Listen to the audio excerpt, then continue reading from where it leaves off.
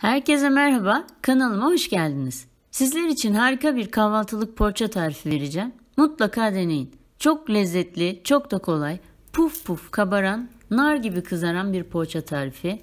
Dışı çıtır çıtır, içi pamuk gibi. Tarife geçmeden videomu beğenip kanalıma abone olmayı lütfen unutmayın. Hamuru için 1 bardak ılık su, 1 su bardağı ılık süt, 1 fincandan 1 parmak kadar eksik sıvı yağ, 1 yemek kaşığı toz şeker ve 1 paket kuru mayayı karıştıralım. Şeker eriyene kadar karıştıralım. 1 yumurta akı, sarısını üzeri için kullanacağız. 5,5 su bardağı unu ilave edelim fakat azar azar. 1 tatlı kaşığı tuzu da ekleyelim. Hamuru yoğurmaya başlayalım. Çok lezzetli bir poğaça tarifi. İç harcını da istediğiniz gibi koyabilirsiniz. Kıyma, patates, peynir, sucuk ne isterseniz. Unu azar azar ilave edersek kıvamını daha iyi ayarlarsınız. Hamuru toparlarken elinize yağ da sürebilirsiniz. Toplamda 5,5 su bardağı un kullandım. Gördüğünüz gibi yumuşak kıvamlı bir hamur elde ettim. Üzerini streç filmle kapatalım. Yarım saat mayalansın. Fırınımı 50 dereceye getirdim ve 20 dakikada mayalandı. Vaktiniz varsa daha uzun süre bekletebilirsiniz. Evet, hamurum mayalandı. Masayı hafiften unlayalım. Hamuru masada 1 dakika kadar yoğuralım. 10-12 parçaya ayıracağım.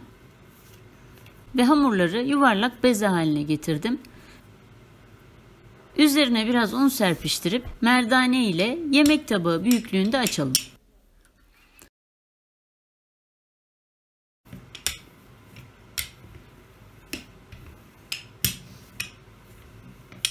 ...100 gram kadar tereyağı eritmiştim. Büyük bir servis tabağının zeminine önce tereyağı sürdüm. Üzerine hamuru koyup tekrar tereyağı sürdüm. Hamuru koydum, tekrar tereyağı sürdüm. Bu şekilde hepsini yağladım.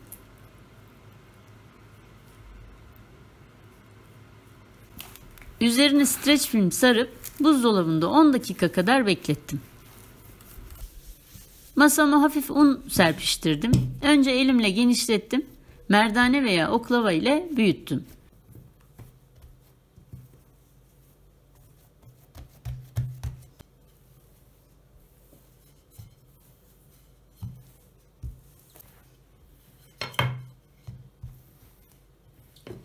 Büyük bir yuvarlak oluşturdum.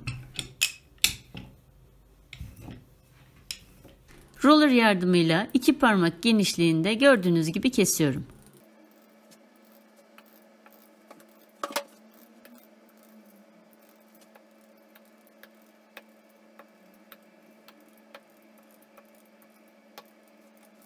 Baş kısımlarından da hafifçe şeritler açıyorum. Sararken daha kolay olacak çünkü. 100 gram peynirim var. Orta kısımlarını azar azar koyalım.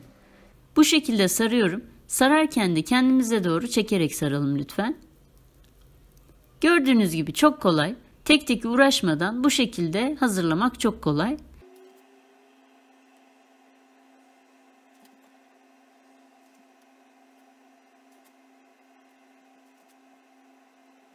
Yağlı kağıt serilmiş tepsiye dizelim.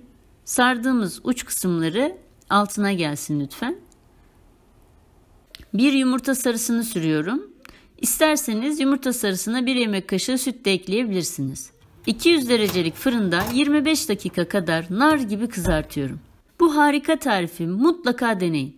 İçi pamuk gibi, dışı çıtır çıtır, muhakkak denemelisiniz. Videomu buraya kadar izlediyseniz beğenip paylaşmayı lütfen unutmayın. Kanalıma abone olmayı, abone butonunun yanındaki zil işaretini açarsanız güzel tariflerimden de haberdar olacaksınız. İzlediğiniz için teşekkür ederim. Bir sonraki videoda görüşmek üzere, hoşça kalın.